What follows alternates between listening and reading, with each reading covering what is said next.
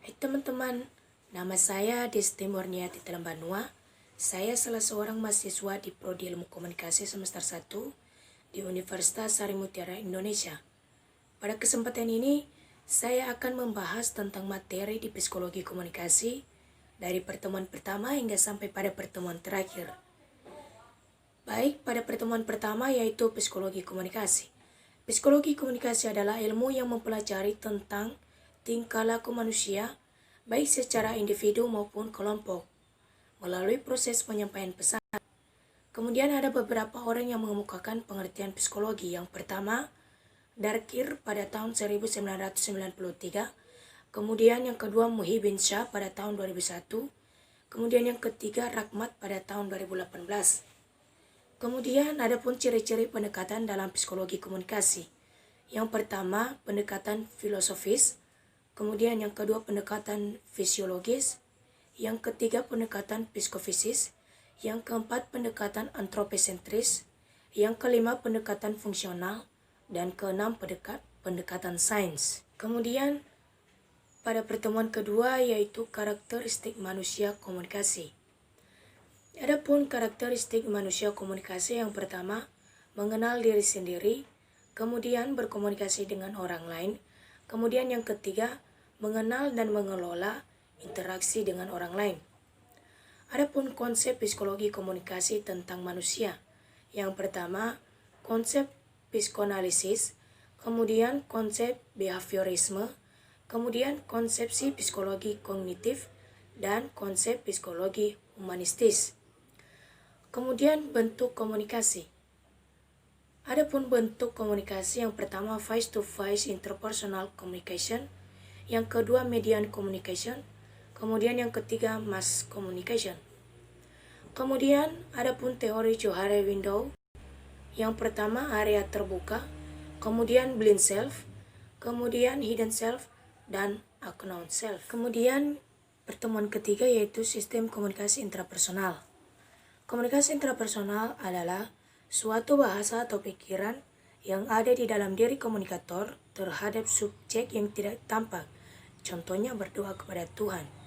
Kemudian ada tahap-tahap komunikasi intrapersonal. Yang pertama sensasi, kemudian yang kedua persepsi, kemudian yang ketiga memori, dan keempat berpikir. Kemudian pada pertemuan keempat yaitu sistem komunikasi intrapersonal. Persepsi. Persepsi adalah pendapat kita mengenai objek seseorang atau peristiwa di dunia luar. Kemudian perkembangan kajian persepsi. Pada tahun 1950, persepsi mempengaruhi objek sosial. Kemudian pada tahun 1950 dan awal pada tahun 1960, persepsi mempengaruhi individu terhadap individu lain. Kemudian, ada pun faktor-faktor situasional persepsi interpersonal. Yang pertama, deskripsi verbal, kemudian yang kedua, petunjuk prosemik, kemudian yang ketiga, petunjuk kinestik, kemudian yang keempat, petunjuk wajah, kemudian yang kelima, petunjuk paralinguistik. Kemudian ada faktor-faktor personal persepsi interpersonal. Yang pertama, pengalaman, yang kedua, motivasi, dan yang ketiga, kepribadian. Kemudian ada pun proses pengelolaan kesan. Yang pertama, kecermatan persepsi, yang kedua, pesan dari stimuli, yang ketiga, setiap individu akan berusaha menciptakan kesan. Kemudian self-presentation atau peralatan yang digunakan. Yang pertama, panggung atau setting. Kemudian yang kedua, keterampilan atau appearance. Kemudian yang ketiga, gaya tingkah laku.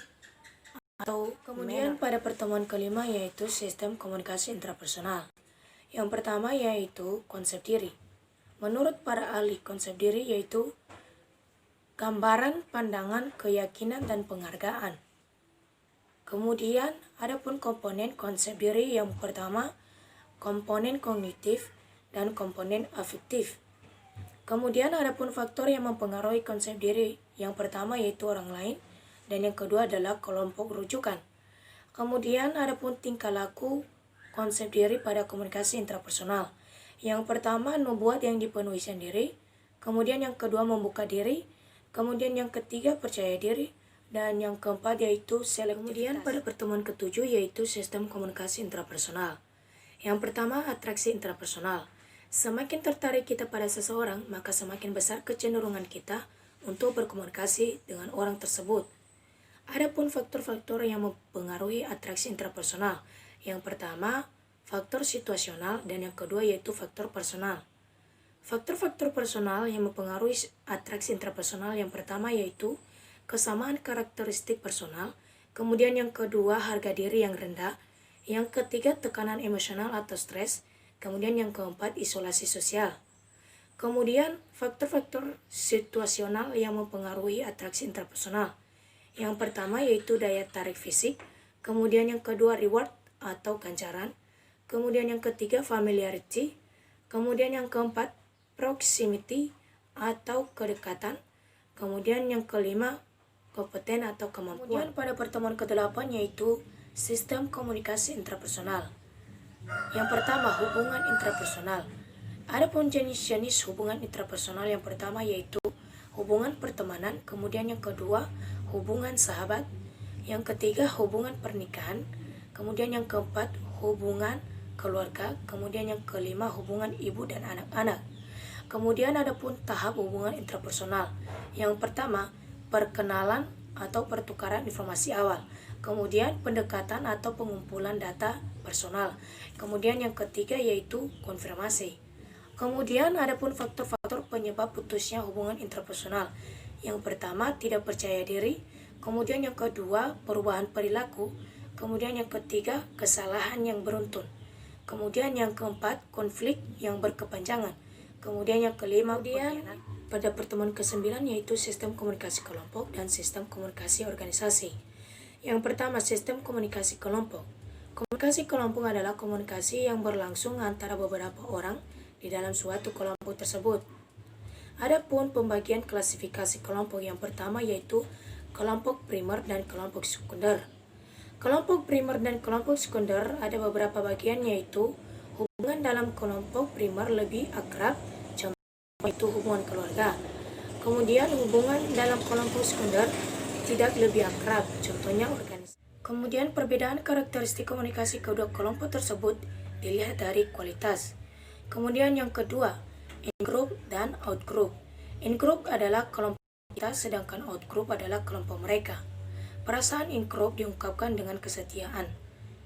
Untuk membedakan in-group dan out-group dibuat batasan. Kemudian yang ketiga, kelompok keanggotaan dan kelompok rujukan. Kelompok keanggotaan adalah kelompok yang anggotanya secara administratif, sedangkan kelompok rujukan adalah memiliki dua fungsi yaitu fungsi komparatif dan fungsi normatif. Kemudian yang keempat yaitu kelompok deskriptif dan kelompok preskriptif. Kelompok deskriptif adalah kelompok yang mengklasifikasikan kelompok menurut langkah-langkah nasional. Kemudian ada pun pengaruh kelompok pada perilaku komunikasi.